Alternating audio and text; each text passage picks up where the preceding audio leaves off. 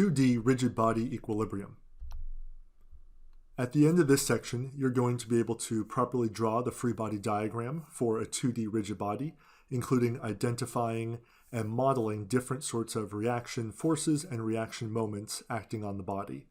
You'll be able to use the free body diagram to drive your equilibrium equations, 3 of them for each free body diagram that you create, and then you'll be able to solve for the reaction forces and reaction moments from the 2D rigid body.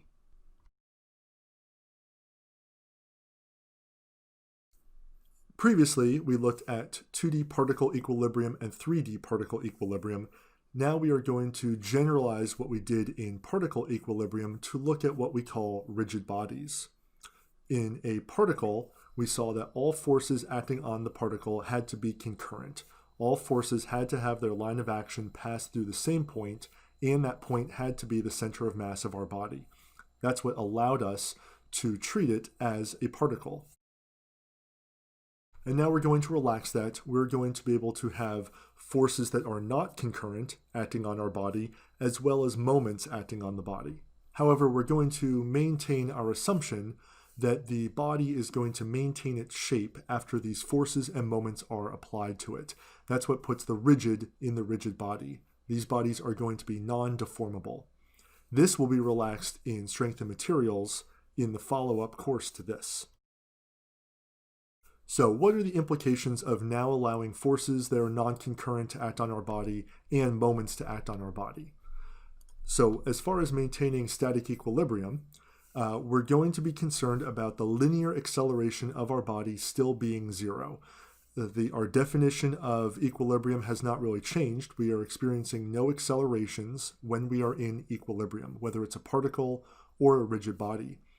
So like particle equilibrium, all of our linear accelerations must add up to 0. And now we're going to have the additional requirement that all angular accelerations are 0. This was not a concern when we had a particle because we couldn't have angular accelerations. There were no moments being applied to our body. Now that we're allowing moments and we're allowing non-concurrent forces to act, we have to also maintain that angular acceleration is 0 in order to have static equilibrium. So as far as our equilibrium equations go, we are going to have a repeat of what we had in particle equilibrium before, that if we look at our acceleration in 2 orthogonal directions, here generically we'll call it x and y, that our x acceleration must be 0, our y acceleration must be 0. Therefore, by Newton's law, F equals ma, the sum of forces along those directions must sum to 0. So it's still going to be true that if we sum all of our forces in some x direction, it must total 0, and if we sum our forces in some y direction, that's going to total 0. But now we also have to be concerned about the moments around any point on our object. So similar to F equals ma, if we add up all the moments acting at a point, it's going to equal some I alpha, where I would be the mass moment of inertia and alpha would be the angular acceleration. For static equilibrium, we require that our angular accelerations all be 0. So therefore, it must be true that if we sum all the moments acting about a point, it will equal 0. And that's going to add a third equation to our equilibrium equations. The sum of moments about any point is going to equal 0. Now, the way I have it written here, I have this generic Q. Now, because we're in static equilibrium, we can choose any one point we want. Again, I'll generically call it Q, but we can choose any point on the body or off the body to take the moment about, and it must equal 0 if we're in static equilibrium. Algebraically or arithmetically, there are easier points to use than others. For example, here I say that it's going to be easiest to take it about a pin, which I'll get to in a subsequent section here. But we can use any one point we want, take the moment about it, force it to equal 0, and that will guarantee that we are in static equilibrium, or that will maintain static equilibrium. So we're going to get a unique solution no matter which point Q we choose on the body. Now, as a note here, if you look in textbooks or other references, I am using this set of 3 equations. I am summing forces in 2 non-parallel directions. here an x and a y, which are not only non-parallel, but they are orthogonal to each other. But I'm summing forces in those two directions, and I'm taking the moment about 1 point. You might see in other references or in the book a different set of 3 equations you could use. You could use the sum of forces along one axis and then the moment about 2 points. Or you could actually use the moment about 3 points. And each of those would be another set of 3 equations you could use for your equilibrium equations. I'm going to almost exclusively present this collection of 3, 2 forces and a moment though, because it's going to be harder to accidentally make a system that is not linearly independent. So there are additional restrictions to be aware of. If you use a force and 2 moments, the 2 points you take the moment about cannot determine an axis that is parallel to the axis you're summing the forces on. Otherwise, you will not get 3 linearly independent equations.